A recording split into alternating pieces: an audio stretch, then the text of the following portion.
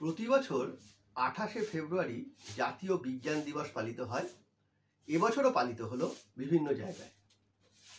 ভারত সরকারের বিজ্ঞান ও প্রযুক্তি দপ্তরের উদ্যোগে মূল অনুষ্ঠানটি ভারতের বিজ্ঞান ভবনে, দিল্লির বিজ্ঞান ভবনে অনুষ্ঠানটি হয়।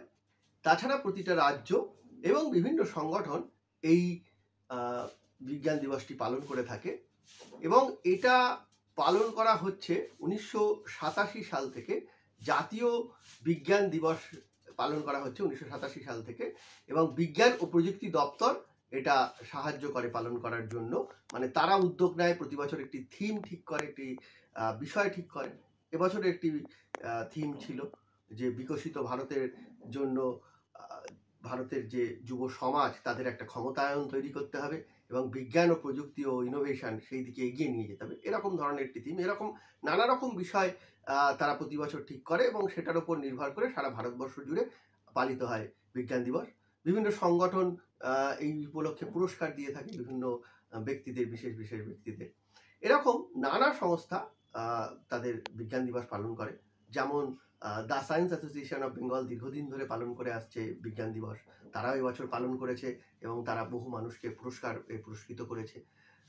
এছাড়া Indian association for the cultivation of science তারা পালন করেছে। আবার BITM, Birla industrial and technological museum, তারা ছোটদের নিয়ে এই বিজ্ঞান দিবস পালন করেছে।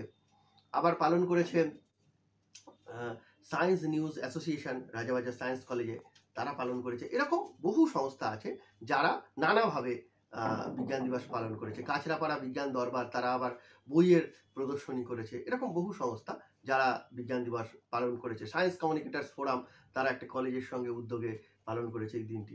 এরকমভাবে বিজ্ঞান দিবস তারা পালন করেছে। এখন বিজ্ঞান দিবস কেন পালন করা হয়? জাতীয় বিজ্ঞান দিবস প্রথম 1987 সালে কেন পালিত হলো? না, আমাদের দেশে প্রথম বিজ্ঞানে নোবেল পুরস্কার পেয়েছিলেন 1930 সালে চন্দ্রশেখর ভেঙ্কট রামান। তিনি কাজ করেছিলেন Indian association for the cultivation of science, এখানে কাজ করেছিলেন।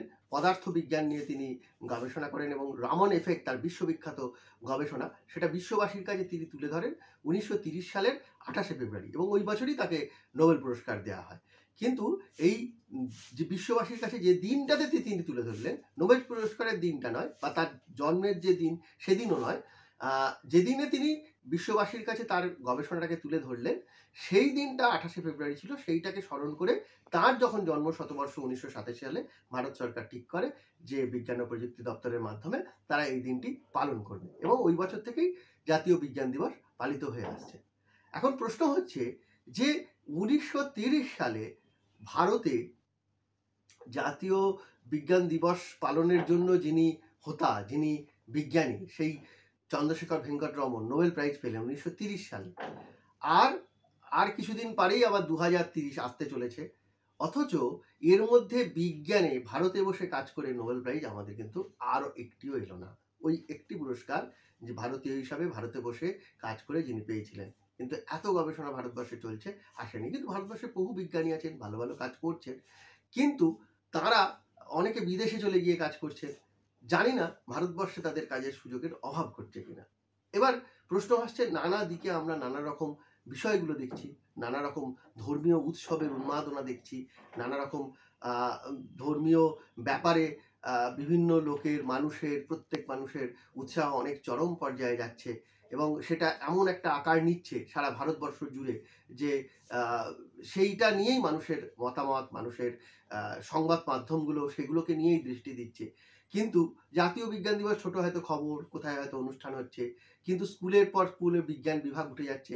কলেজে পদার্থবিজ্ঞান, রসায়ন এই বিভাগগুলোতে স্টুডেন্ট থাকছে না, বিশ্ববিদ্যালয়ে পড়ার চাহিদা কমে যাচ্ছে, গবেষণায় তারা সুযোগ পাচ্ছে না। তারা ভাবছে যে এই পড়াশোনা করে আমরা কি করব, কারণ ভবিষ্যৎটা আমাদের কি, এইরকম ভাবছে হয়তো নতুন প্রজন্ম। এইটা যদি ভাবতে থাকে তাহলে জাতীয় বিজ্ঞান দিবসের আলাদা কোনো গুরুত্ব থাকবে না। অর্থাৎ মৌলিক বিজ্ঞান গবেষণা বা মৌলিক বিজ্ঞান চর্চা যদি ভারতবর্ষে আর না হয়, পশ্চিমবঙ্গে যদি না ঘটে, তাহলে কিন্তু আমাদের খুব দুর্দিন একটা আসতে চলেছে। বিজ্ঞানকে যদি আমরা গবেষণা না হয় ভারতবর্ষ থেকে, তাহলে কিন্তু খুব একটা আমাদের সেই পুরনো জগদীশচন্দ্র বসু, প্রফুল্লচন্দ্র রায়, সত্যেন্দ্রনাথ বসু এদের কথা বলে, মেঘনাথ সাহা এদের কথা বলে আমাদের জীবন কাটাতে হবে ভাঙা ক্যাসেটের মতো। আমাদের নতুন গবেষণা কি হলো, বিশ্বের বাজারে আমরা নতুনভাবে কীভাবে গবেষণা, ছোট ছোট দেশ তারা কীরকম বিজ্ঞানের গবেষণা করছে, তারা কিভাবে বিজ্ঞান ও প্রযুক্তিতে এগিয়ে যাচ্ছে, এবং সেখানে আমরা বিকশিত ভারতের কথা বলছি, অনেক কথা বলছি, কিন্তু আসলে আমরা নোবেল প্রাইজের লক্ষ্যে কত দূর আছি, আমাদের বিজ্ঞান গবেষণাগুলো ঠিক কতটা বিশ্বমানের হচ্ছে, এইটা কিন্তু বিশ্ববাসীর কাছে, একটা ভারতবাসীর কাছে, এটা রাজ্যবাসীর কাছে কিন্তু একটা প্রশ্ন থেকে যাচ্ছে যে কি করছি আমরা। তাহলে বিজ্ঞানের গবেষণা শুধুমাত্র, এবং ছোট ছোট ছেলেমেয়েরা যারা বিজ্ঞান নিয়ে পড়তে আর আগ্রহী হচ্ছেন না, তাহলে এটা কেন ঘটছে, এই বিষয়টা কিন্তু আমাদের দেখা দরকার। নমস্কার, আজকে এই বিষয় নিয়ে আলোচনা করলাম। জাতীয় বিজ্ঞান দিবস সবে ঘটে গেছে 28শে ফেব্রুয়ারি, তাই এই বিষয়টা নিয়ে আলোচনা করলাম। ভবিষ্যতে আবারও কথা হবে অন্য কোনো বিষয় নিয়ে। ভালো থাকবেন, সুস্থ থাকবেন।